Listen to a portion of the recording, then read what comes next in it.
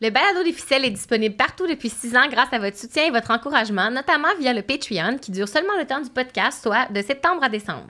Oui, puis il y a plein de paliers disponibles pour correspondre à tous les budgets, puis il reste pas beaucoup de temps. Hein? Il nous reste quelques semaines à peine, mais vous avez encore le temps de vous inscrire à certains paliers qui donnent accès à nos événements exclusifs, là, nos 2 derniers événements. Alors, n'hésitez pas à visiter le patreon.com/ficelle pour tous les détails. Et maintenant, c'est l'heure du segment Croustifondant, présenté par Eros et compagnie. Oui, parce qu'à OD, le sexe est toujours sous-entendu, mais officiel, on peut en parler ouvertement. Cette semaine, on a décidé de vous présenter le Titan 2. Le Titan 2 est décrit comme une force de la nature. Veux-tu faire le test sonore avant que je continue? Parce que les gens vont comprendre la description beaucoup mieux avec le test sonore. Et on ne rappellera jamais assez d'aller sur YouTube, ne serait-ce que pour cette séquence-là. Surtout pour le Titan 2 qui est, ma foi, titanesque. Alors, on part. C'est... Attends, mais... Oui. C'est beaucoup. La description dit donc, que c'est décrit comme une force de la nature. Il vous secouera avec ses mouvements de va-et-vient qui sont si forts que ces secousses vous sembleront des tremblements de terre dont vous serez l'épicentre. J'y crois. Ça ne s'invente pas. La tête recourbée du Titan 2 est précisément conçue pour stimuler le point G. Pour les personnes qui l'ont découvert, ce sera encore la femme fontaine. Pour les autres, Titan 2 est ce qu'il y a de plus proche entre vous et la découverte de votre point G. Écoute, vous l'aurez su ici. Ces secousses pénétrantes sont rapides ou lentes. Vous choisissez le rythme, il y en a 7 différents.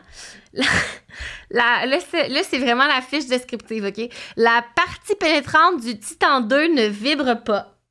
Elle vous pénètre avec virilité, nous dit la fiche descriptive. Vous n'aurez pas à bouger ni à forcer, car il fait tout le travail. Ce jouet incroyable est aussi muni d'un tout nouveau concept de vibrateur clitoridien, ce que je pense qui est cette affaire-là on top.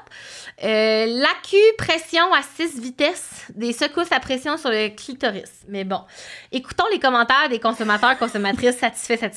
Oui. Excellent choix, nous dit 1, 2, 3. Le Titan 2 est mon premier jouet interne et mon but avec lui est de découvrir et développer mon point G. Je dois dire que je suis sur la bonne voie.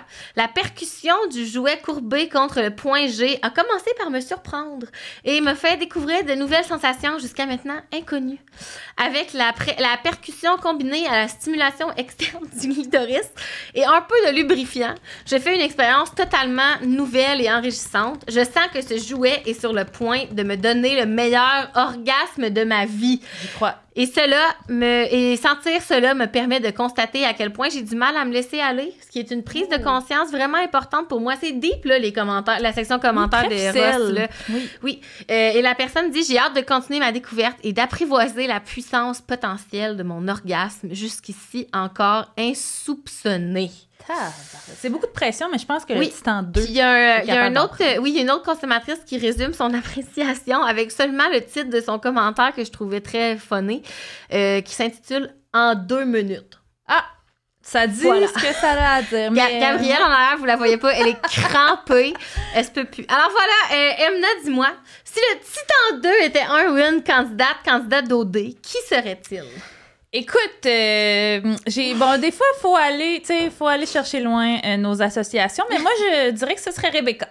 Attendez, suivez-moi là-dedans. Elle me fait penser, Rebecca, à la fille plus mature, plus en avance sur son âge de ta gang d'amis au secondaire, parce que, genre, elle est née en novembre. C'est la plus vieille de la classe, OK? Puis j'en avais parlé dans le fil de discussion avec les Ficellounes dimanche, il y a 2 semaines, mais j'ai comme eu une illumination, en fait, parce que pour moi, Rebecca, c'est Maria Lopez. Absolument. OK? Iconique personnage de Radio Enfer dans les années 90. Cannot unseen. Oui, puis ça fit parce que Maria, c'était la fille qui s'habillait, qui se maquillait comme une femme, même si elle était en secondaire 2. OK? Et le Titan 2, je trouve qu'il fait un peu vintage dans son look. OK? Ressemble genre au premier jouet que la moyenne des personnes avec un vagin se sont achetés dans leur vie. Tout à fait. Donc, en l'honneur de Radio Enfer et des années 90, j'associerais ce jouet à Rebecca. Wow! Merci, Amina, et merci encore, Eros et compagnie, de commanditer le podcast des ficelles. Si vous êtes curieuse, vous pouvez aller voir sur leur site web pour connaître encore plus de détails sur le Titan 2 et surtout leurs produits, parce qu'on conseille du lubrifiant avec le Titan 2 et ils en vendent chez Eros. Et vous pouvez aussi utiliser notre code promo Ficelle15 pour un rabais bien fun. Merci, Eros! Merci, Eros!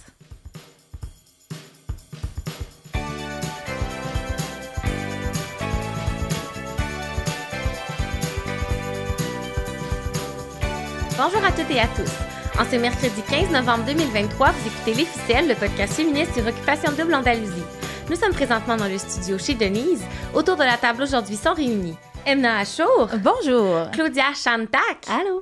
Et moi-même, Amélie Faubert. Aujourd'hui, on revient sur les épisodes des 2 dernières semaines d'Occupation Double en vous parlant de la pression des pères dans les relations amoureuses, des amitiés masculines et des red flags pour les couples interraciaux. Bonjour tout le monde! Allô! Bienvenue au Ficelle, Claudia! Merci! On est vraiment super contente que tu aies accepté notre invitation. En fait, c'est une amie commune, Julie Artachot, pour ne pas la nommer, qui nous a suggéré de t'inviter. Puis c'est vraiment, t'es une super découverte pour nous au Ficelle. Pour celles et ceux qui ne la connaissent pas, Claudia est une artiste pluridisciplinaire, malgache chinoise, dont la pratique se déploie principalement autour de la danse contemporaine, tout en travaillant également dans l'univers de la vidéo, du théâtre, des arts visuels et de la musique. En réponse au racisme vécu par sa communauté pendant la pandémie et au manque de diversité au Québec, elle lance en 2021 le bottin asiatique et artistique au Québec. Je me disais que toi, ça te parlerait, hein, ouais. Qui met en valeur plus de 80 personnes. Et elle a aussi reçu en 2022 le prestigieux prix En Vol, remis par les prix de la danse et du Conseil des arts de Montréal, pour souligner sa pratique artistique communautaire et commissariale qui valorise la diversité culturelle et les pratiques inclusives. Mon Dieu, Wow. nous prosternons devant ta grandeur. Avant qu'on sorte dans les faits saillants des 2 dernières semaines, est-ce que tu peux nous parler de ton rapport à OD? Oui, ben moi, comme pas mal de monde, j'ai commencé à écouter OD avec Jay du Temple. Puis je dirais en fait que j'ai écouté Les Ficelles grâce à Solène Paré et Robin Brazil, parce que je travaillais en 2019 avec ces 2 personnes magnifiques. Je faisais partie des Louvres à l'Espace Go. Ah oui! Puis c'est elle qui nous a fait découvrir le podcast. Puis là, on se faisait des soirées OD ensemble, puis on parlait du podcast. Puis ben moi, depuis ce temps-là, vous faites comme partie de mon quotidien. On salue Solène et Robin au passage. Oui, Solène qui est supposée venir faire un tour officiel à l'automne, mais qui est trop occupée à voyager, grande globe-trotteuse, qui ne pourra pas venir finalement, mais on les salue. Oui, ben merci tellement, Claudia, d'être ici. On a super hâte de t'entendre. Mais Emna, tu peux peut-être nous lancer dans les moments marquants des 2 dernières semaines. On a comme beaucoup de choses à couvrir, comme on a dû s'absenter la semaine dernière. Merci encore d'ailleurs de votre compréhension. Comme on disait, hors onde, il n'y a aucun univers dans lequel j'aurais pu enregistrer un épisode la semaine passée. COVID is still around, la gang. 'Tis the season de porter des masques dans les endroits publics et les transports en commun, la gang. Ouais, fait que je vais y aller un peu plus en surface pour la semaine d'il y a 2 semaines, là, parce qu'à un moment donné, on en revient. Mais on en revient dessus, je sais pas. En tout cas, fait que je commence par quelques points pour un petit refresh de la semaine dernière. On se rappelle, c'est la semaine où il y a eu toute la situation Lara Marie-André, qui avait beaucoup fait jaser les Ficellounes sur notre fil de discussion. Même ce dimanche, en fait, c'est revenu. Il y a des gens qui se sont rangés plus derrière Lara, d'autres derrière Marie-André. Moi, je pense vraiment que c'est possible qu'on ait tout un peu raison dans cette histoire-là, puis qu'on ait tous des bons arguments pour appuyer nos points et que ça dépend vraiment juste de notre propre vécu si on est, en guillemets, team Lara ou team Marie-André. Là, personnellement, moi, j'étais plus team Marie-André, ne serait-ce que parce que je suis aussi une personne anxieuse qui relatait à ses comportements puis qui veut tellement bien faire tout le temps que des fois, ça sort mal. Donc, je relatais plus à comment Marie-André a agi, mais je comprends aussi les gens qui relataient plus à Lara sur certains aspects. Je pense qu'entre Ficelloune, on n'a pas besoin de forcer notre opinion sur l'une ou sur l'autre. Là, tout le monde est correct. Tout le monde a raison, je pense. Non? Je sais pas. Je te vois rire, Amé. Mais, je veux dire, on dirait qu'on en a comme trop parlé. Comme moi, j'ai l'impression qu'ils ont fait ils ont fait une montagne avec ça parce que la prod s'est dit, un petit conflit, on va mettre le plus de footage qu'on peut cette semaine là-dessus parce qu'il se passe plus grand-chose puis qu'on est comme un peu désespérés. Fait que mais tu vois que les filles elles-mêmes en étaient revenues, oui, là, c'est ça. en 2 jours. Je sais pas ce que t'en as pensé, toi. Moi, ça m'a vraiment pas intéressée. C'est bon, maintenant. Next! Non, c'est la bonne attitude, tout à fait. Mais les gens avaient très hâte de nous entendre parler de ça. Puis là, je me cassais la tête. Tu sais, je pensais parler la semaine dernière de comme des conflits, de la résolution de conflits. Puis j'étais comme... Mais c'était vraiment un non-conflit. Au final, c'était presque juste un malentendu. Puis une fois qu'ils en ont parlé, c'était tout. Ben c'est ça, mais c'est qu'on a tendance, parce que c'est ça les ficelles, de over-analyser chaque point, parce que bon, c'est un peu comme ça qu'on s'amuse aux ficelles. Fait qu'on a over-analysé, puis là, on est rendu ailleurs. Oui. Je pense qu'on est rendu à cette semaine. Mais une dernière affaire qu'on a vue la semaine passée, rappelez-vous, c'est la semaine aussi où... c'était le début de la fin, comme j'aime l'appeler pour Alex et Antoine.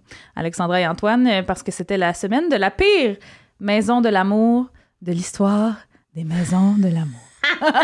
Puis là, je veux pas trop me spoiler parce que je vais en parler un peu plus en détail dans ma chronique, mais tu sais, c'est là qu'il y en a plein qui savaient ça d'avance, là, mais je pense que c'est là où on est plusieurs à avoir eu la confirmation que ça allait pas se passer, là, Alexandra, Antoine. Fait que cette semaine-là, c'était aussi la semaine du clusterfuck qui a été la fin de l'aventure pour Jay et Laurence.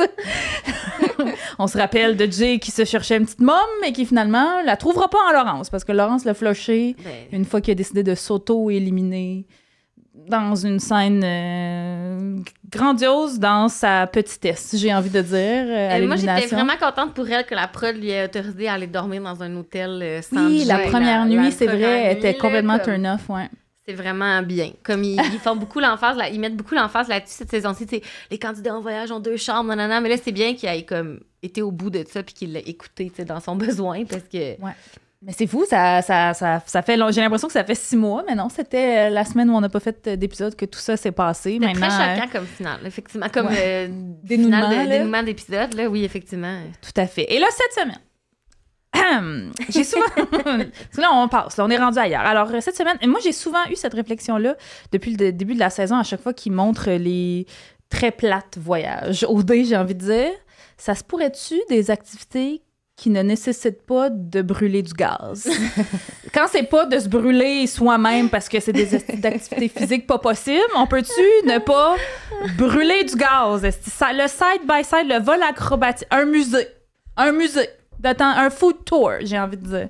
Une petite marche, en tout cas, bref, moi, ça m'a choqué. Et tout ça en Afrique. Oui, ouais. Il était bien fier de dire que c'était en Afrique, tu sais, le grand pays de l'Afrique. Je suis plus capable. Je sais même pas s'ils ont mentionné une fois que c'était à Cap-Verde, à part quand les animateuristes leur ont annoncé. À chaque hey, tu t'en vas en Afrique! Hey, on a fait ça en Afrique! Hey, on Mais oui, en fait, vous êtes vraiment plus proche en Espagne de l'Afrique que vous l'étiez à Cap-Verde, mais en tout cas, c'est juste...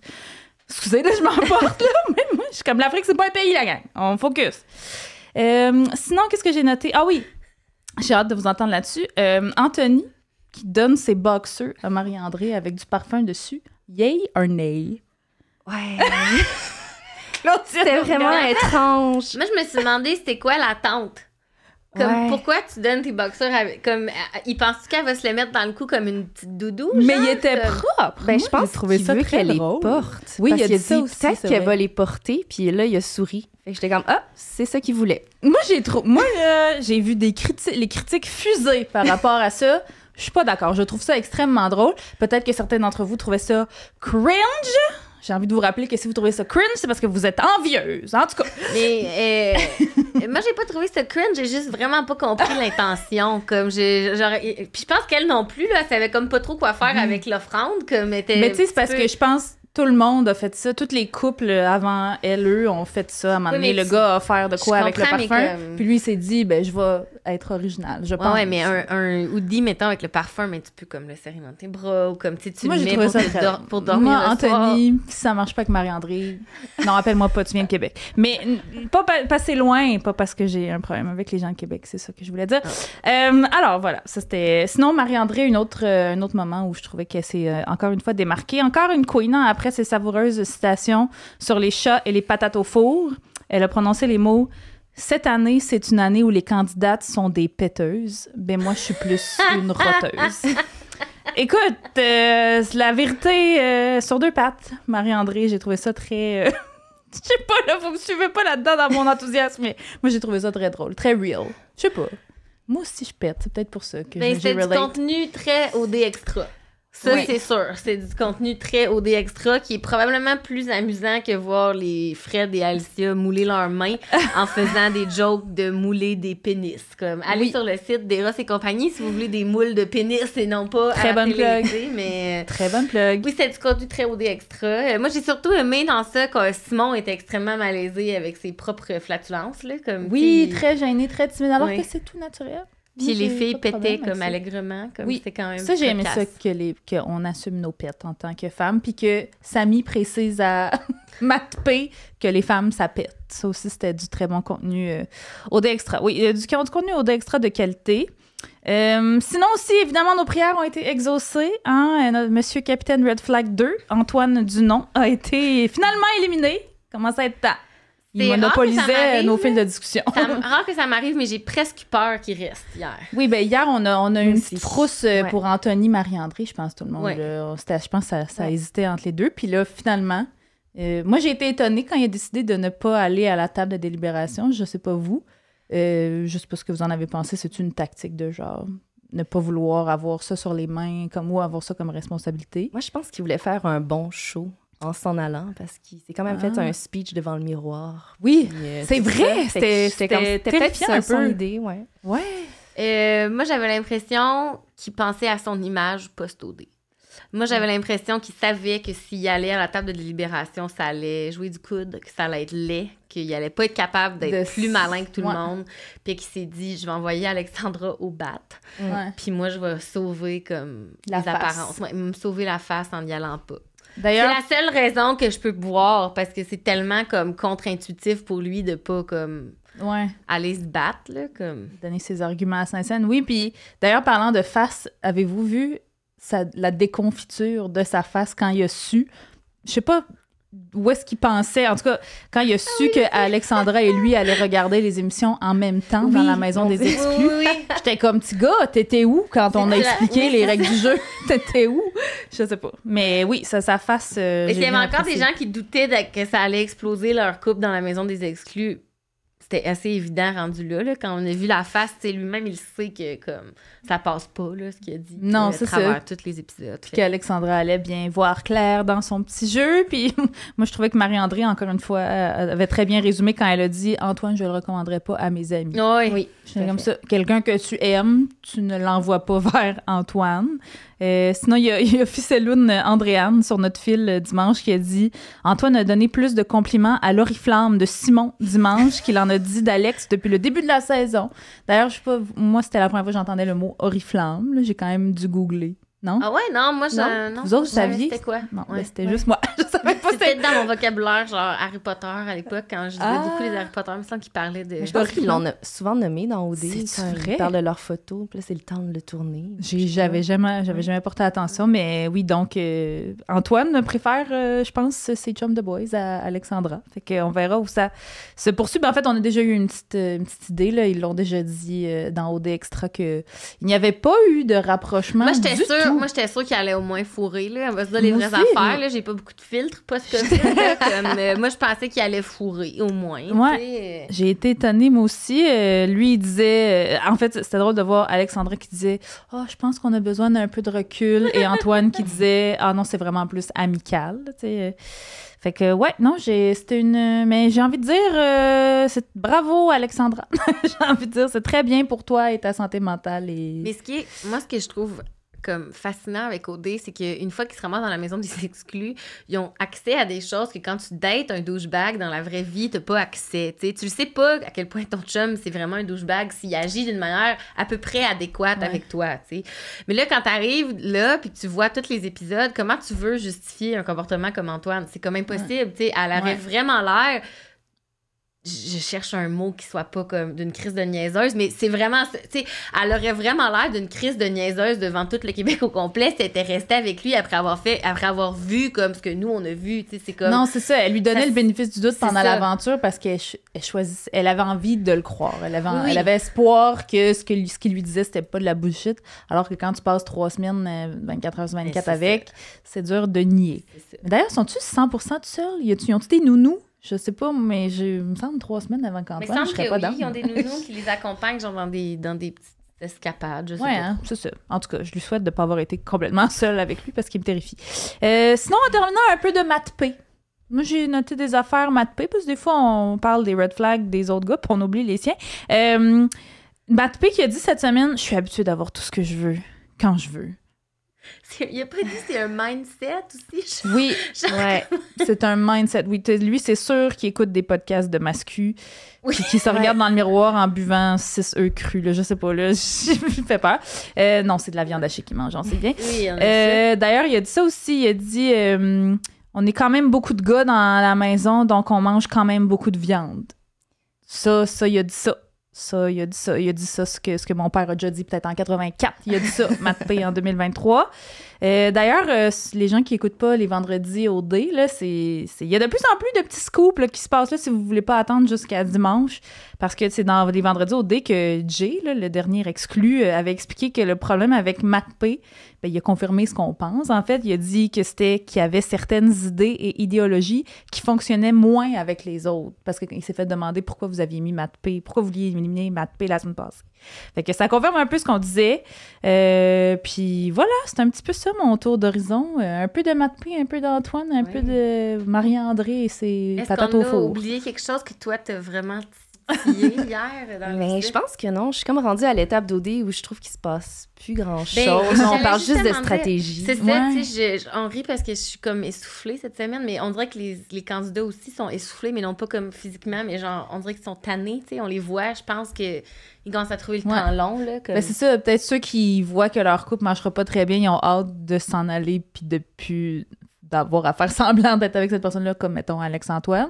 Et ceux qui sont vraiment en couple, ben ils ont hâte d'être sortis pour pouvoir voir leur partenaire plus que 7 minutes par semaine. Fait que ouais, il est temps que ça achève.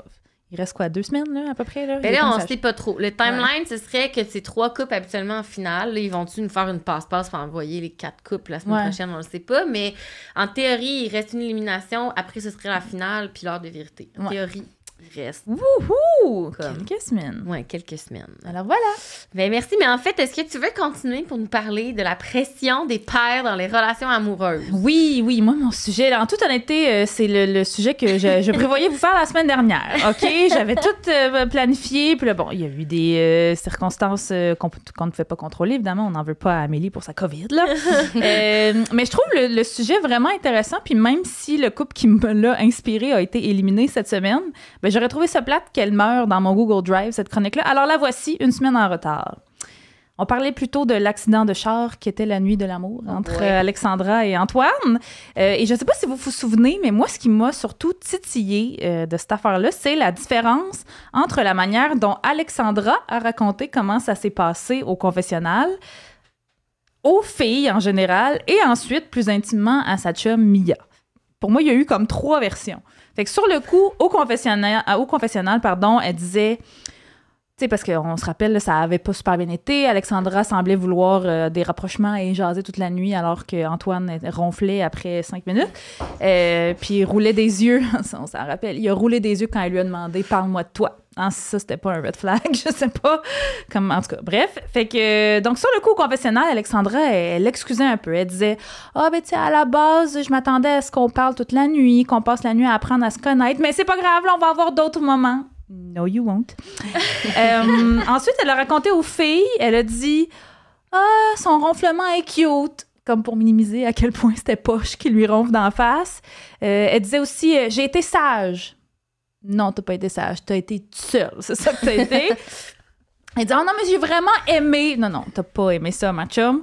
Puis après ça, quand Mia est revenue, parce qu'elle était en voyage, je pense, avec Simon, là, quand Alexandra avait raconté la première fois, Alexandra lui a dit « Ah, tu sais, Antoine était full fatigué parce qu'il s'était levé à 5 h du matin, là, fait que ça a été quand même le fun, mais j'ai l'impression que j'en ai pas assez profité. Mais j'ai eu un massage quand même, le massage le plus awkward de l'histoire. Tu sais, il y a rien qui fonctionnait, là. Mais ensuite, quand elle a raconté à Mia plus intimement, elle était comme... Je suis en délirium. Je me sens pas saturée. Tu sais, puis ça se peut là, qu'Antoine n'était pas dans le mood à ce moment-là. Là, c'est sûr que quelques semaines plus tard, on sait que finalement, il était juste pas down, là. Mais, tu sais, elle disait, c'est pas grave, là, mais je suis comme, mais, tu sais, c'est peut-être moi qui est dur à satisfaire. Je trouve ça dommage. Tu sais, elle était comme plus... Elle communiquait plus son insatisfaction quand elle était juste avec Mia. Puis là, moi, j'ai vu que c'est ça. Fait qu'elle était vraiment comme en délirium, puis on dirait qu'elle mentait aux filles, ou en tout cas qu'elle cachait la vérité sur Antoine, ce que j'ai affectueusement surnommé le sugar coating, comme pour le protéger devant les filles. Puis là, je me suis un peu reconnue là-dedans, OK? Parce que j'ai déjà fait ça, puis je connais des filles qui ont déjà fait ça, fait que j'ai voulu explorer ça plus loin. Il y a une ficelle-lune qui avait dit la semaine dernière, c'est en train de mourir de sa belle mort, ça, Alexandra et Antoine. Alexandra garde ça sur le respirateur artificiel en se gaslightant elle-même sur les sentiments d'Antoine. Puis j'étais comme, oh mon Dieu, oui, ça, c'est exactement ça. Sinon, on a aussi pu voir d'autres exemples de sugarcoating dans le couple Rebecca-Matt-P, par exemple. Quand Rebecca s'était rendue compte la semaine dernière que 3 gars avaient mis son nom à elle dans l'enveloppe dans le but de sortir Matt-P, puis que là, les filles lui ont comme avoué que les gars leur parlaient souvent d'à quel point, entre guillemets, il est pas facile à vivre, ou bien que Rebecca et lui ne se ressemblent pas. Ben, tu sais, on voit Rebecca paniquer un peu puis dire hey, « Moi, je veux pas être en couple avec quelqu'un que les autres aiment pas. » Pauvre toi, Rebecca, j'espère que tu vas avoir du soutien émotionnel quand tu vas écouter les émissions. 2 minutes parce que les gens ont comme leaké sa page Facebook personnelle à wow. Matt P. Puis je suis allée faire un tour. Puis, en tout cas, tu sais, comme si toi, en 2019, tu publies déjà des speeches de Poilièvre, en 2019, t'es deep dans les conservateurs, là. Ouais. T'es pas juste, tu suis pas juste la vague, là, comme t'es impliqué dedans, comme ouais. émotionnellement dans le Parti conservateur, là, en tout cas. Ouais, elle va peut-être pogner un 2 minutes. Puis là, Rebecca, elle allait jusqu'à dire des choses comme ah, c'est cute, un gars qui a de la misère avec ses émotions.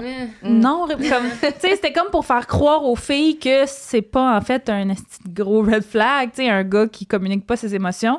Ce à quoi, je l'avais noté, Amélie, aussi tu l'avais aimé, Ficelle-Lune Catherine avait répondu sur le fil dimanche dernier. Sais-tu qui d'autre qui a des problèmes avec ses émotions, Rebecca? Andrew Tate. Andrew Tate aussi. Fait que là, moi, je me suis demandé pourquoi on fait ça? Pourquoi on ment? Pourquoi on embellit parfois certains traits de caractère de notre partenaire quand on en parle à nos amis?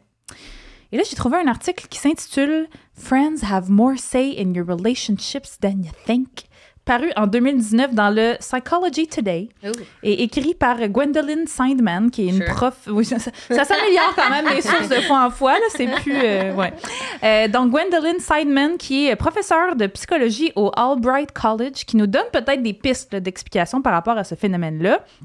Dans l'article, ça explique en gros qu'on jongle tous et toutes avec toutes sortes de relations. Hein? Celles avec nos frères, nos sœurs, nos adelphes, pour la version non-genrée de frères et sœurs. Quand j'ai appris ce mot-là, je l'ai beaucoup aimé. Avec nos amis, hein? Et celles avec nos partenaires amoureux, amoureuses.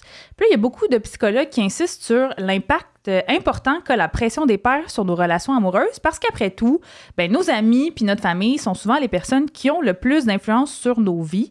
C'est eux en qui on a le plus confiance, c'est eux vers qui on se tourne pour un genre de saut d'approbation de nos relations. Puis là, vous allez me dire, mais non, c'est quoi exactement la pression des pairs? Je vous entends, n'ayez crainte.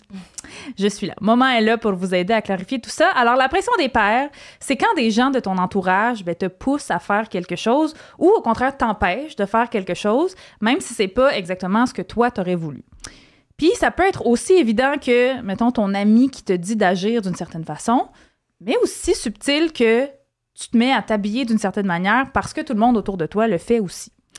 Et sans surprise, ben, plus on est jeune et plus c'est intense, OK? Fait que pour les ados, par exemple, leur première perception du dating, c'est souvent qu'ils voient du potentiel en certaines partenaires amoureux selon le statut social que ça peut leur conférer. Là, les décisions prises par les ados par rapport à qui elles vont dater sont hyper influencées par ce qu'elles croient que leurs amis vont penser du dit ou de la dite partenaire. Fait que là, un exemple que j'ai trouvé intéressant par rapport à ça, il y a une étude qui révèle que le facteur le plus relié au moment où les ados décident de commencer à dater, c'est littéralement juste leur âge, puis pas l'arrivée de leur puberté comme on le croirait. En tout cas, moi, je croyais que c'était ça. Puis pourquoi ça a un lien avec la pression des pairs? Parce que là, je sens que je vous perds un peu. Parce que généralement, l'éveil sexuel arrive avec la puberté. Fait que si l'intérêt des ados pour le dating était vraiment lié à leur éveil sexuel, ils commenceraient à dater autour de leur puberté. Mais c'est pas ça qui arrive. Au lieu de ça, les ados commencent plutôt à dater quand la plupart de leurs pairs commencent à dater. Alors, pour des ados qu'on dirait, mettons, en avance sur leur âge ou des early bloomers, ça veut dire commencer à dater plus tard que ce que ton corps voudrait. Et pour les late bloomers, ça voudrait dire commencer à dater avant que ton corps t'envoie le signal que c'est le temps de dater. Puis Puis ça suggère que la raison principale qui pousse les ados à commencer à dater, donc, ben, c'est qu'ils voient leurs amis le faire. Et là, levez la main si vous venez d'apprendre que vous êtes une late bloomer et que ça explique en partie vos complexes d'adolescence. Je lève la main. J'ai soudainement envie de prendre dans mes bras Emna de 16 ans qui n'a pas vraiment daté avant 25, OK? Donc, on a vu comment nos pères peuvent influencer le moment où on se lance dans le dating scene et où on commence à être active sexuellement. Mais nos pères influencent aussi nos relations amoureuses bien au-delà de ces phases, toujours selon le même article.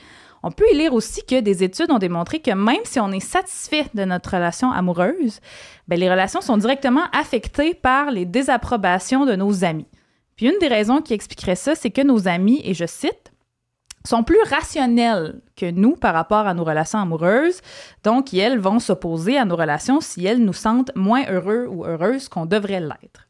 Okay? Aussi, j'apprends rien à personne si je vous dis que le jugement de nos amis peut potentiellement être plus valide, plus éclairé que le nôtre, parce qu'on peut être biaisé par nos propres pensées, nos propres émotions quant à la dite relation quand on est dedans. Là, on n'a pas full de recul.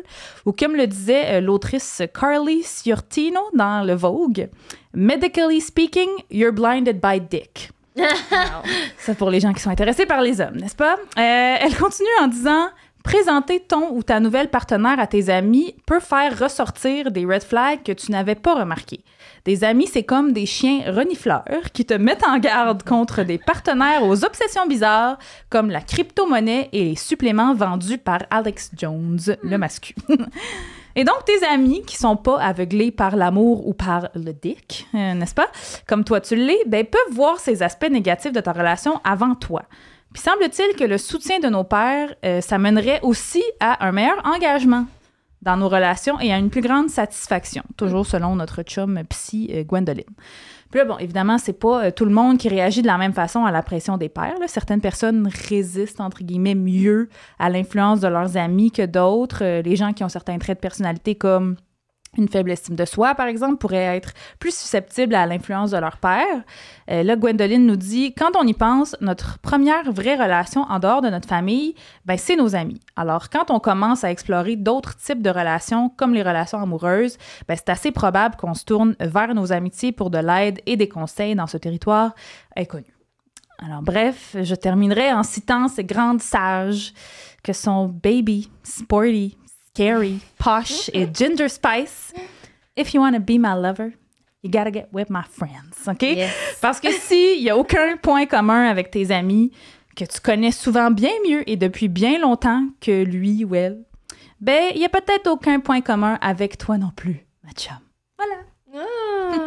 Je faisais la dernière bout à la caméra. Si jamais vous voulez aller l'écouter sur YouTube.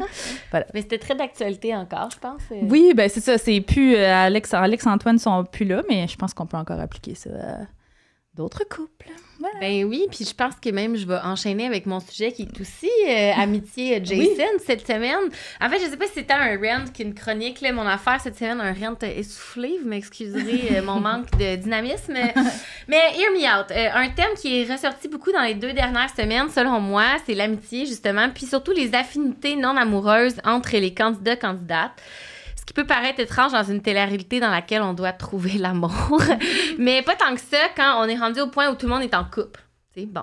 Il y a eu quelques moments charnières qui ont alimenté ma réflexion. D'abord, pendant le souper d'élimination, il y a quelqu'un qui a dit, je sais plus c'est qui, c'est un des 2 couples qui sont maintenant les moins solides. Là. C'est soit Alexandra, je pense, qui a dit ben tous les amours se valent. Alors, il va falloir faire des choix en fonction des affinités des uns et des autres.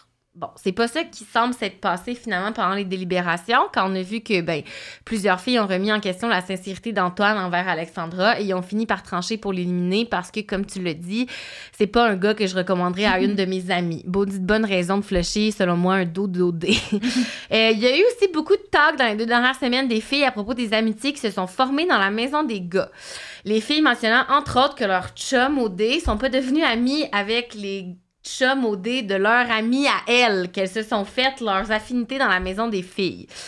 Je pense qu'on s'est toutes et tous effectivement passé la réflexion que c'était quand même bizarre que Simon, notre cher Simon, en apparence si sensible et doux, se soit pris d'affection pour Antoine. Et finalement, ben, tu en as parlé tantôt, on a eu aussi une petite vague confirmation là, au vendredi d'OD, le petit potin comme quoi les gars avaient eu envie d'éliminer Matt P parce que ses opinions politiques étaient trash, confirmées par Jérémy, que je continue de ne pas aimer, mais que je commande, qui a eu au moins l'audace de dire à la télé, c'est que tout le monde soupçonnait tout bas, même si, voilà, l'animateur s'est empressé de changer de sujet parce que, tu sais...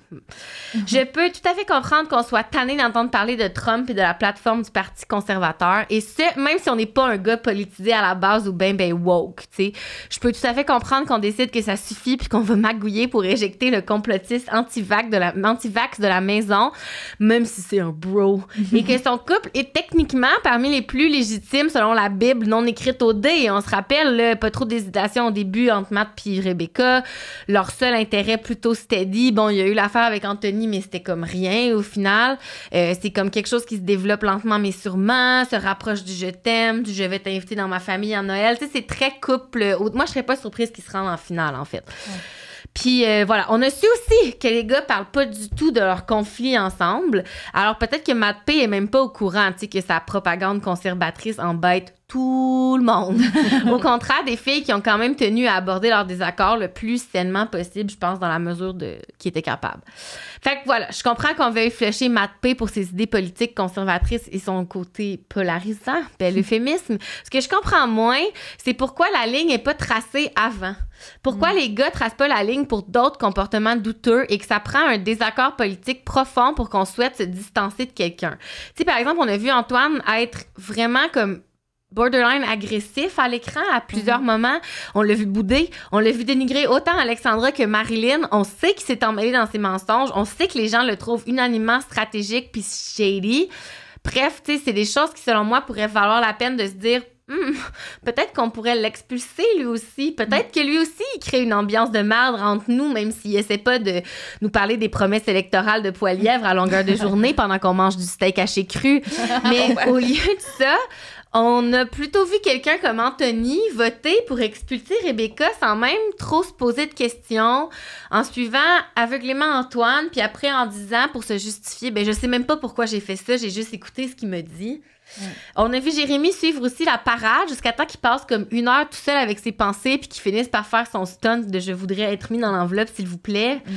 Comme, je veux dire, j'ai de la misère à comprendre comme le sens de la loyauté comme mal placé des gars entre eux. Fait que... Le fameux bro code qu'on comprend pas, là, ouais. Fait que j'ai googlé « Why men stay friends with their shitty friends » pour voir si l'Internet avait un semblant de réponse à me donner.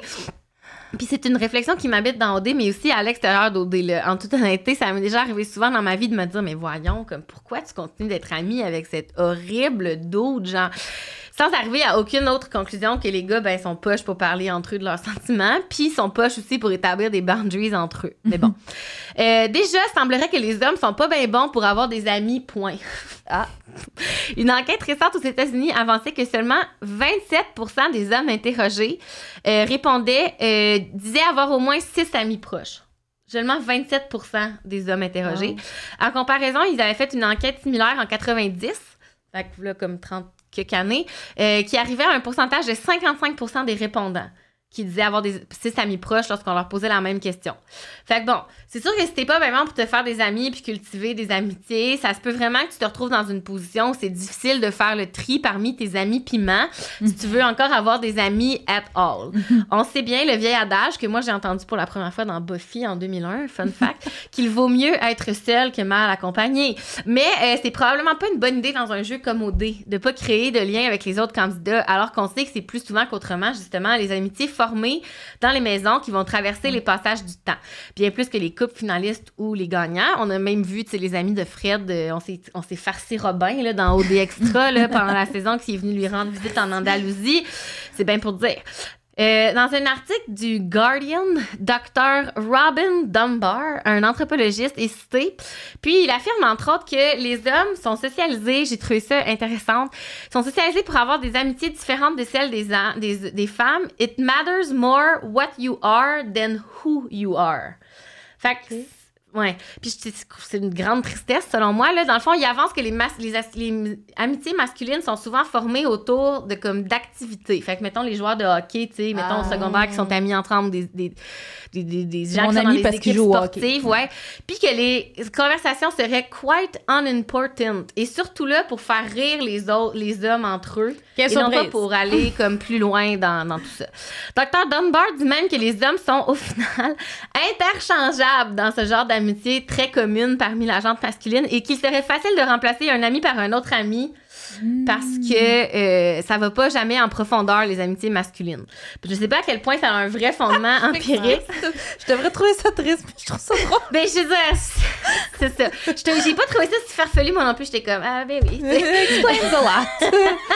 Il continue en affirmant que les hommes sont aussi vraiment poches pour créer des nouvelles amitiés, surtout quand ils avancent dans l'âge, dans la trentaine et la quarantaine, parce que les occasions de se faire des amis deviennent de plus en plus restreintes, nos vies changent, on va plus dans des bar crawls, etc. Et que souvent, on finit par devenir amis un peu, tu sais, avec les pères des amis de nos enfants, même si on n'a rien en commun, comme des amitiés qui sont plus comme circonstancielles.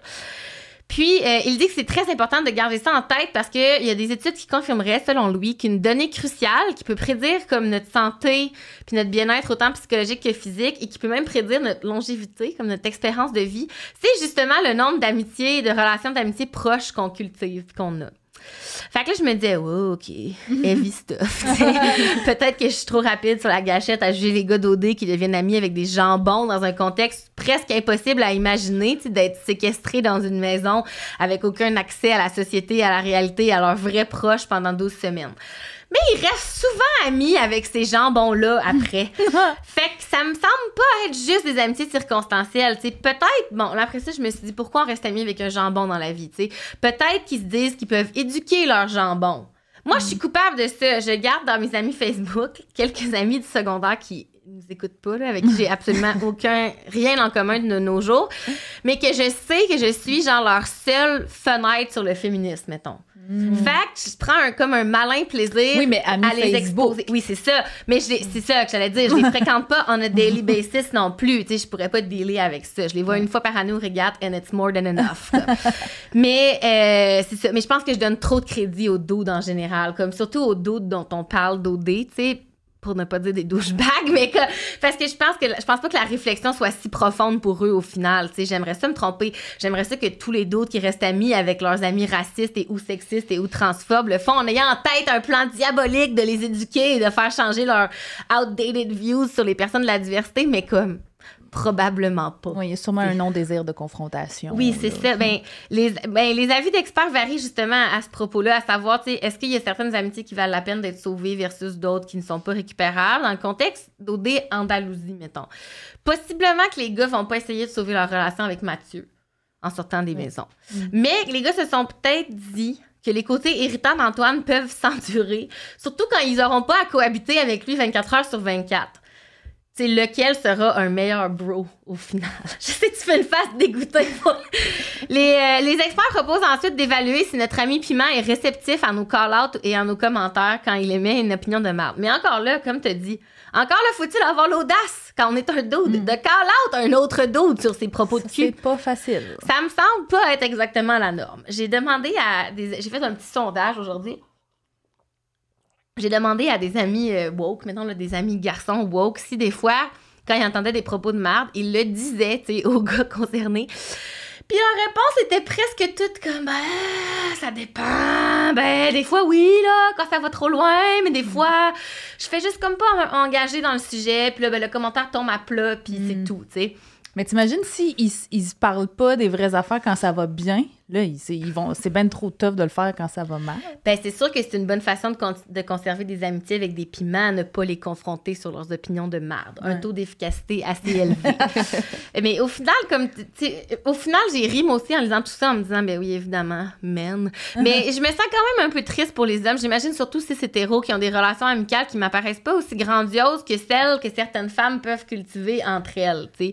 Si on doit se rabattre sur des piments comme chum de gars parce qu'on sait pas comment avoir des amis significatifs, parce qu'on sait pas comment parler de nos sentiments avec nos chums les plus proches, parce qu'on doit peser le pour ou le contre de rester amis avec des gars qui font des commentaires sexistes ou bedons se retrouver tout seul, Colin, c'est triste. Ouais. Soyez amis avec des femmes. Oui, mais après ça, ben oui puis non, parce que c'est souvent... Ben après ça, nous, on se retrouve avec le burden des éduqués. Là, j'ai pas eu le temps d'aller plus loin que ça. J'avais le goût d'aller là, exactement. Je suis contente que tu parles de ça, mais après ça, moi, j'ai lu des études dans d'autres contextes, sûrement de recherche officielle pour d'autres sujets à travers les 6 dernières années, où les hommes, après ça, se retrouvent que là, quand ils se font une blonde, ça devient leur seule source de support émotionnel, puis ils deviennent comme des espèces de bébés gaga gougou, pas capables, genre, de vivre sans leur blonde, parce que c'est la seule source comme de réconfort émotionnel qu'ils ont. Fait que je pense pas qu'avoir une amie fille non plus, c'est une manière de régler comme ton problème, parce que tu projettes le même type de burden émotionnel sur ton amie fille. Les gars qui sont pas problématiques, là. S'ils ont plus d'amis filles. Les gars qui sont pas problématiques, habituellement, ils ont déjà plus d'amis filles. Ouais. Je pense, en général. Moi, en tout cas, tu sais, mon chum, il a vraiment beaucoup d'amis filles très, très proches, puis je pense que c'est pas comme étranger au fait qu'il est pas particulièrement comme tata. Bien dit.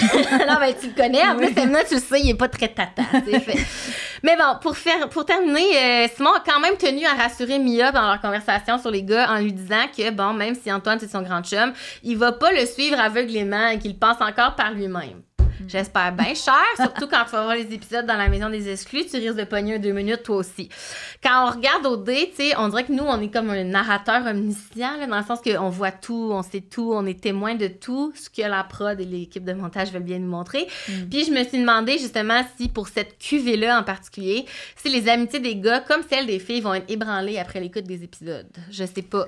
Et pour une des rares fois, j'ai quand même hâte à l'heure de vérité. Oui, c'est ça que j'allais dire, parce qu'il y a des ficellous-ficellounes, Cléo, entre autres, qui le dit souvent, là, qu'elle trouve que l'heure de vérité est plate parce qu'ils ont déjà tout réglé leur compte, on dirait. Mais là, moi, il me semble que ça serait cool de... Maison des exclus, tu les envoies tout de suite à l'heure de vérité. Parlez-vous pas, vous n'avez pas le droit de parler. Il y a des gardiens du silence qui les laissent pas se parler, comme ça, tout le linge sale se lave à l'heure de vérité. Mais j'ai hâte de voir, parce que, en tout cas, je sais pas si ça va ressortir à l'heure de vérité, Matt P, qui est un...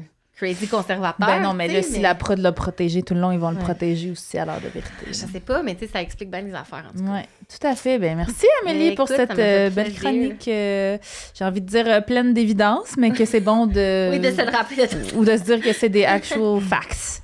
Super. Ben à toi, Claudia. Oui, alors, ma chronique s'inspire du couple Mia et Simon. Mia, qui est la seule personne BIPOC qui reste dans la saison. Et aussi par le nombre de fois qu'on a entendu le mot « red flag » cette saison. En fait, je trouve que les red flags ont été vraiment beaucoup abordés cette saison-ci. C'était des discussions entre gars, entre filles, puis même à l'intérieur des couples. Mais je trouve que c'était souvent très basic. On dit un mot comme la fidélité, la jalousie, etc. Puis on creuse pas ça. Puis moi, j'ai envie d'entendre des grandes réflexions des fois à OD. Puis je trouve que... il n'y en a pas assez. En fait, je pense que ce que j'aurais voulu, c'est entendre de Mia et Simon, le seul couple interracial de la saison, qui se sont souvent vantés d'avoir des grandes conversations très, très deep auxquelles on n'a pas vraiment eu accès. J'aurais eu envie qu'ils parlent des enjeux raciaux qui entourent leur couple OD. Parce que oui, je ne crois pas que le seul grand gap de leur différence d'âge, c'est ce qui les attend comme enjeu en sortant des émissions d'OD. Donc, en tant que femme BIPOC qui ne se reconnaît pas dans les castings d'OD, j'aurais voulu qu'à l'heure de grande écoute, on parle de sujets profonds, réels et touchés, dont on ne parle pas vraiment à la télé parce que, la diversité, et ici je mets des guillemets, est encore trop peu présente à la télé, et donc, de 2, les enjeux qui font partie de notre quotidien sont encore trop peu abordés. Et c'est pourquoi j'aimerais qu'on parle des red flags spécifiques à la réalité BIPOC. Plus précisément, j'aimerais vous parler des red flags quand on est une femme hétérosexuelle asiatique au Québec, société à prédominance blanche. Je tiens à préciser ici l'angle spécifique de ma chronique parce que oui, ma chronique s'inspire de mon vécu, mais aussi parce que c'est important de dire que les gens dits de la diversité ne vivent pas les mêmes enjeux raciaux. Donc, je ne vis pas les mêmes choses que Mia et je ne veux pas parler en son nom. Quoi? Nous ne sommes pas un bloc monolithique? Exactement. Je sais qu'on a tendance à nous mettre tous et toutes dans la même boîte, mais non, nos vécus sont différents, nos traumas culturels et historiques ne sont pas les mêmes, notre place dans l'imaginaire collectif et la société ne fait pas face aux mêmes enjeux et aux mêmes défis. Donc, je vis une expérience spécifique parce que je suis femme et parce que je suis asiatique, intersection très importante ici. Alors, je commence ma liste de red flags inspirée de mon vécu. Alors, il y a red flag quand il commence la discussion avec « ni hao ». Oh boy! Oh boy! Ça commence fort. Ça commence fort. Quand sa première question est « es-tu chinoise? Quand il te dit « T'es belle pour une chinoise. » Oh boy. Quand il te dit « Ah, je vois pas les couleurs. » Mais là, je parle ici pas des gens daltoniens, je parle des couleurs de peau. Quand il n'est pas satisfait de ta réponse, quand il te demande « Tu viens d'où? » puis tu réponds « De Québec. » Puis là, il insiste. Il y a des red flags quand il dit « Wow, tu parles bien français. » Aussi, quand il s'attend à ce que tu sois bonne en maths. Il y a red flag quand il t'explique ta culture et fait l'étalage de ses connaissances sur ta culture dans un grand et long monologue. Il y a red flag quand il te montre les photos de son voyage en Chine et qui est vraiment fier d'en connaître plus que toi sur ton pays, sans comprendre ce que ça veut dire pour toi d'aller en Chine versus lui d'aller en Chine. C'est pas la même affaire. Il y a red flag quand il te complimente en te disant « Tu me fais penser à Moulin. » Oh mon Dieu! Ça sent tellement le fait véhicule. Oh, c'est triste. Quand il mélange identité chinoise et gouvernement chinois et te reproche des situations politiques ou historiques. Ça, c'est un grand danger. Quand toutes les amies que vous avez en commun sur Facebook sont des femmes asiatiques. Oh boy! Oui. Quand son bureau au travail est couvert de photos de femmes asiatiques sexy ou quand son fil Instagram ou TikTok ne présente que des femmes asiatiques sexy. Quand il a plusieurs ex asiatiques. Quand il ne te défend pas ou ne prend pas parole face à des propos racistes dits par sa famille, ses proches ou ses amis piments, en ta présence ou pas. Il y a red flag quand il utilise des termes racistes comme mots doux. Quand il dit que ton exotisme est une de tes qualités. Quand tu sens, au lit ou dans la vie, son caractère conquérant, colonisateur qui te perçoit comme une nouvelle terre étrangère à posséder. J'étais comme un peu poétique pour cela, mais ce que je nomme n'est pas très beau. Il y a red flag quand il tient des propos racistes envers d'autres communautés que la tienne devant toi, en te rassurant, en te disant « Oui, mais toi, c'est pas la même chose. » Sure. Il y a red flag quand il tripe un peu trop sur le kung-fu et ouvre les portes en donnant des coups de poing ou des coups de pied pour t'impressionner. Impossible, ça t'est pas déjà arrivé? Oui. Oh mon Dieu! Et c'est pas fini. En te disant qu'il a un sifu comme maître. Ça veut dire personne, un vieux sage ou un maître de kung-fu. Oui, ça m'est arrivé.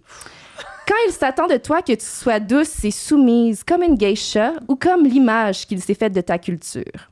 Il y a red flag quand il minimise les enjeux raciaux auxquels tu fais face tous les jours. Et je répète, tous les jours. Il y a red flag quand tu as l'impression qu'il aime plus ton identité culturelle que ta personne.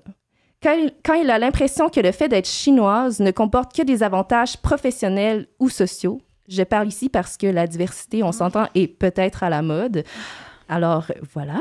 Et pour terminer, il y a red flag quand il minimise tes traumas générationnels ou les expériences racistes petites et grandes qui font partie de ton quotidien. Bon, je sais, ça fait beaucoup de red flags, mais, je tiens à dire qu'il y a aussi plein de green flags et qu'une relation interraciale peut être quelque chose de très beau, enrichissant et réconfortant. Ouais. Il est possible de trouver quelqu'un qui va t'écouter, qui va essayer de comprendre ce que tu vis et de comprendre de quel allié tu as besoin. C'est un méga green flag quand la personne qui est avec toi va t'aider dans ton cheminement identitaire, qui va t'aider à t'aimer et à embrasser pleinement ta culture. Ça prend du temps. Ce sont des red flags qui se travaillent, puis je pense qu'il faut en parler. Puis je pense que c'est pour ça que j'aurais voulu que Mia et Simon en parlent. Parce que comme toute relation, tout se travaille, tout peut se transformer vers le mieux. On a tous et toutes intériorisé des biais raciaux, mais il est possible de s'en défaire, de s'asseoir, de se remettre en question ou de justement avoir de vraies conversations deep. Pas juste parler de est-ce qu'on va vivre au Québec ou au Saguenay ou où est-ce qu'on va à Noël. En fait, c'était important d'essayer de comprendre la réalité de l'autre puis de voir comment on peut devenir un allié, comment on peut célébrer ensemble nos identités. Parce que l'identité n'est pas juste belle à découvrir quand elle est autre, différente, exotique ou non blanche. L'identité culturelle de chaque personne dans un couple est belle, riche, complexe et il faut la célébrer ensemble par la compréhension de nos réalités, de nos familles, de nos rituels, de nos histoires, de nos célébrations ou de notre rapport au territoire. Et oui, je crois vraiment à l'amour interculturel. Oh. Ah, c'est beau. Ben, c'est beau et décollissant, mais c'est beau. Oui. C'est surtout décollissant, mais t'as fini beau.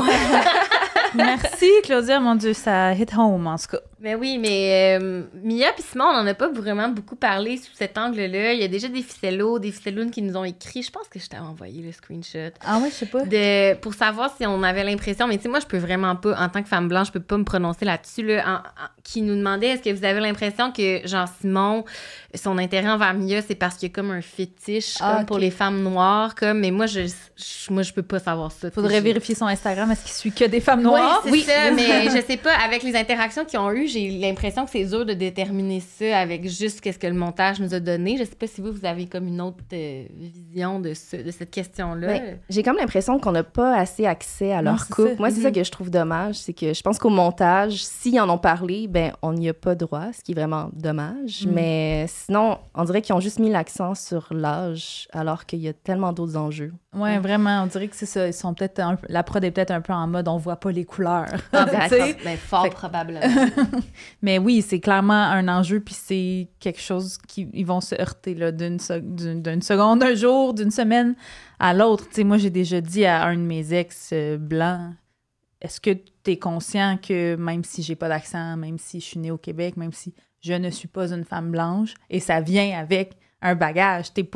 Si t'es mon chum, mais t'es le chum d'une femme arabe, tu sais, avec un background. Fait que oui, je pense qu'à un moment donné, Simon et Mia vont devoir avoir cette conversation-là. Ouais. C'était très intéressant. Mon Dieu, j'ai comme des frissons, puis j'ai un peu de goût de vomi dans la bouche avec tes red flags. Mais c'était super intéressant. Merci. Très éclairant.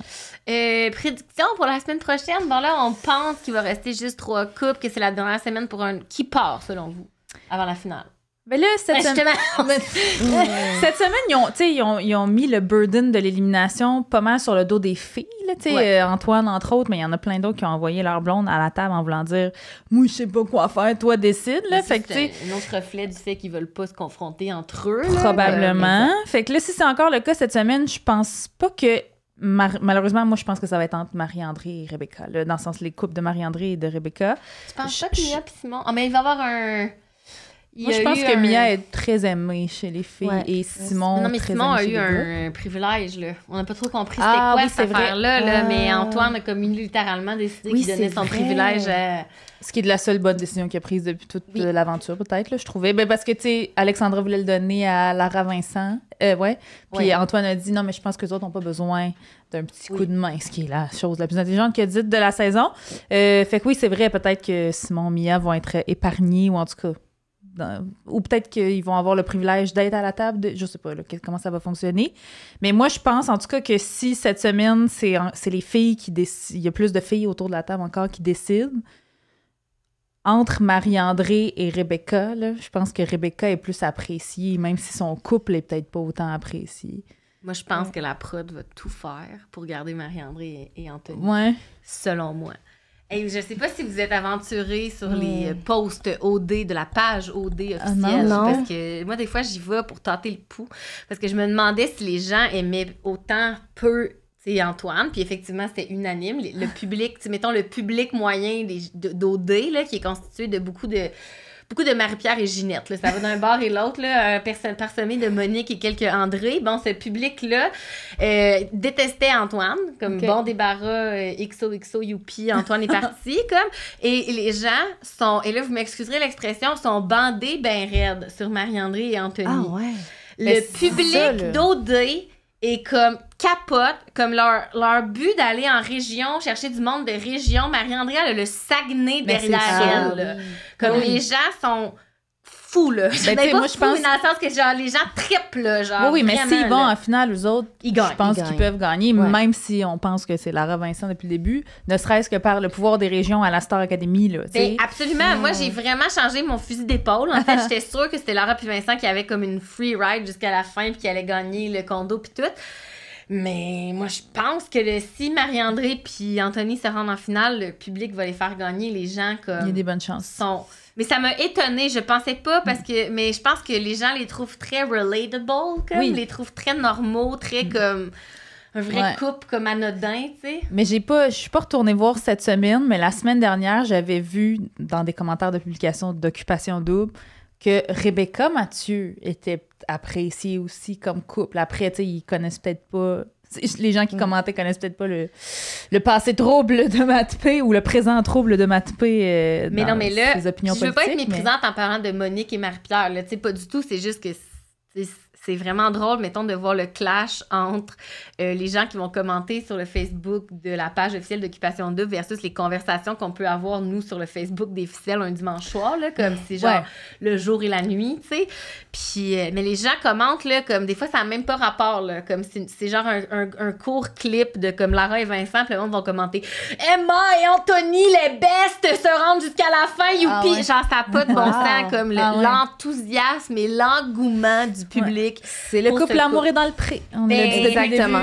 Mais moi, je me demande si la prod vont carrément comme magouiller pour les garder en voyant qu'ils sont peut-être en danger. Comme je sais pas, tu sais. Ben, je sais pas si la prod gagnerait à faire ça parce que les autres ils se disent, ben, on magouille-tu ou ben on laisse les choses aller, peut-être qu'ils se font éliminer, puis de toute façon, Lara Vincent gagne, puis on est bien content pareil. Je sais pas, là. Je sais pas, mais moi, j'ai l'impression, là, OK, là, peut-être que je m'avance, là, puis c'est peut-être mon COVID brain, là, mais j'ai l'impression que les gens du public comme moyen sont tellement comme investis que si Marie-André puis Anthony partent, ils vont boycotter OD, genre. C'est sûr que s'ils partent, après ça, les gens vont écrire partout, on boycotte OD, c'est fini, on n'écoute plus OD. Je vous le jure, là, l'engouement est à ce point-là sur les posts, là. Peut-être.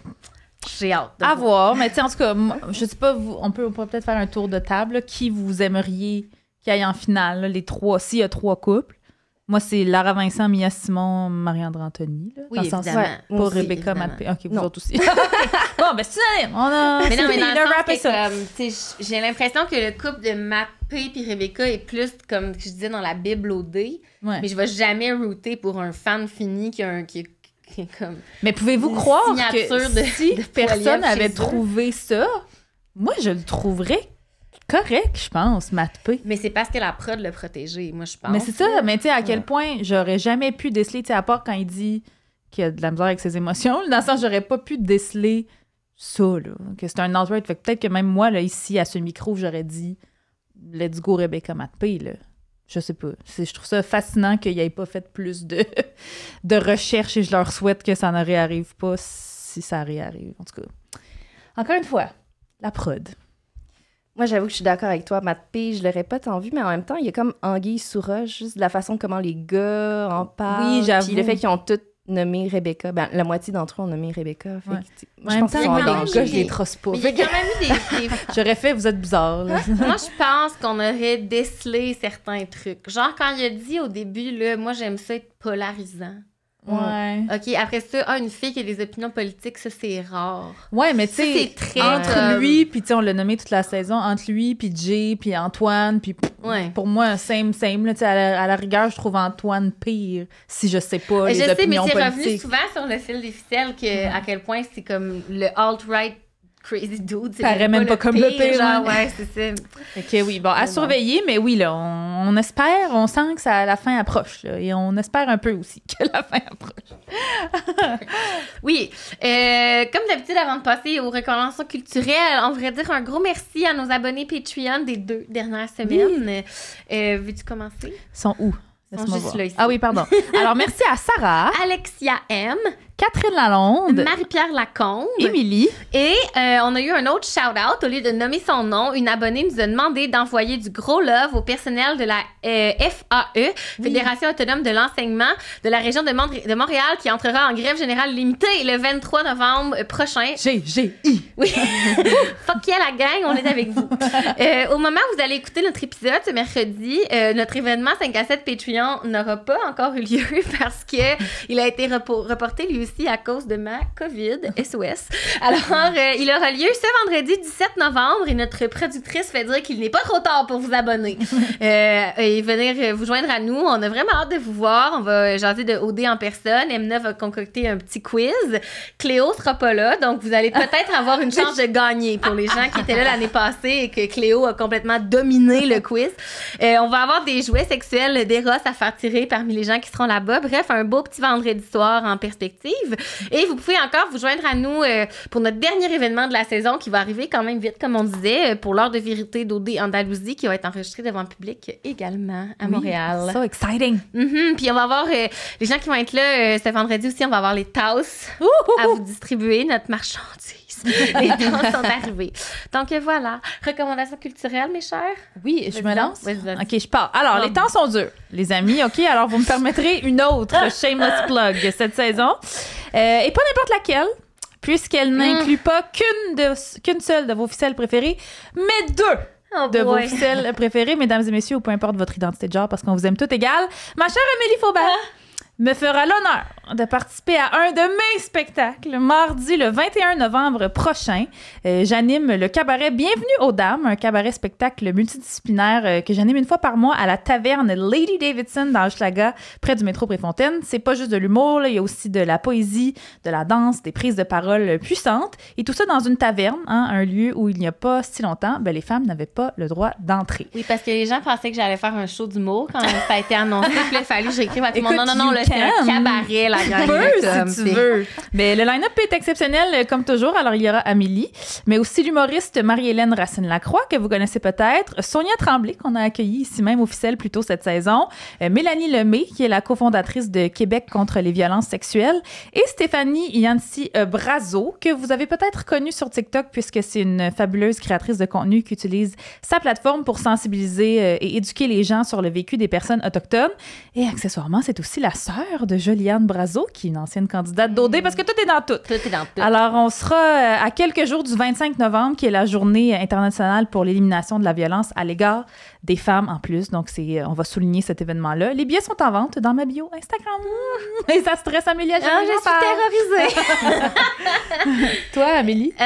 Mon Dieu, moi, je sais pas pour vous, mais moi, j'avais besoin de quelque chose de doux dans les dernières semaines, quelque chose de réconfortant qui allait me faire comme un petit peu un baume. Pas de bombe, s'il vous plaît. Non, c'est ça, sur novembre en général, puis j'allais justement dire surtout avec le génocide qui a lieu présentement, notamment en Palestine. Fait que je me suis dit que c'était le moment parfait pour enfin lire le livre de Juliette Bélanger-Charpentier qui s'appelle Bleu et joie. C'est comme un petit livre sous forme de carnet entre le récit et la poésie où elle parle de plein de sujets, parfois comme, tu sais, qui viennent chercher certaines émotions et tout, mais toujours dans la bienveillance et dans le souci d'être juste vraiment elle-même. Puis j'ai vraiment beaucoup aimé ma lecture. Il y a plein de thèmes qui m'ont rejoint très intimement. Puis j'avais vraiment raison. C'est exactement un livre comme ça que j'avais besoin de lire. Je l'ai comme lu dans le métro, dans la dernière semaine quand j'étais comme confinée chez moi et tout. Puis ça m'a fait vraiment du bien. Ah, génial. Très belle recommandation. Et toi, Claudia? Oui, moi aussi, ma recommandation culturelle est toute douce. Mais en fait, c'est un film qui a touché mon cœur d'enfant. C'est Elemental de Peterson, un film de Disney Pixar. C'est en gros une histoire d'amour entre Amber, qui est fait de feu, qui est parent d'immigrants, et Wade, un jeune inspecteur de la ville qui est fait d'eau. Puis c'est comme deux enfants, deux personnes qui vont se rencontrer et vivre l'amour. Peterson, il est né aux États-Unis de parents immigrants coréens. Puis dans le fond, pour lui, ce film-là, c'est une allégorie de l'amour interracial. Donc, ça donne beaucoup d'espoir. Je vous avoue que j'ai eu vraiment les larmes aux yeux dans les premières minutes du film parce qu'on voit l'histoire des parents feu qui sont en fait l'histoire de beaucoup de parents d'immigrants. Donc, on les voit quitter leur terre pour partir dans un nouveau lieu, puis ils vivent du racisme, de la xénophobie. Puis en quelques minutes, on dirait que pour moi, ça introduisait toute la vie des immigrants, mais aussi ça rendait hommage à mes parents, à mes grands-parents, à leur courage, leur sacrifice et leur résilience. C'est donc un film pour petits et grands à regarder pour comprendre la réalité des personnes immigrantes et des personnes nées de parents immigrants. C'est un film à regarder aussi pour découvrir des nouvelles prises de parole et encourager les œuvres faites par des artistes de ma communauté parce qu'on n'est pas encore assez présent aujourd'hui. C'est aussi un film à regarder pour satisfaire notre petit côté romantique parce qu'il célèbre l'amour interracial sans nourrir un fantasme d'exotisme ou un racisme intériorisé comme beaucoup trop de films l'ont fait dans le passé. C'est un film sur la famille, sur la découverte de soi, sur la beauté de l'amour parce que oui, l'amour entre le feu est possible, entre le feu et l'eau.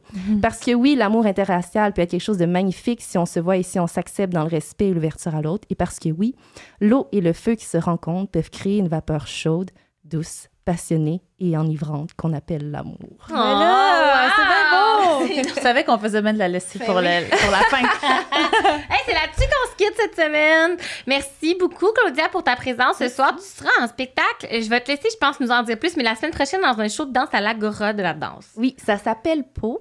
C'est chorégraphié par Priscilla Guy et Émilie Morin. Et en fait, ça explore de façon visuelle et dans le corps comment on représente les femmes sur scène et à l'écran. Donc, on est 4 femmes interprètes sur scène à manipuler la technologie. Ouh, merveilleux. Wow. Puis, tu vas être aussi... en fait, toi, Je l'ai vu, Oui, la c'est ça. pièce.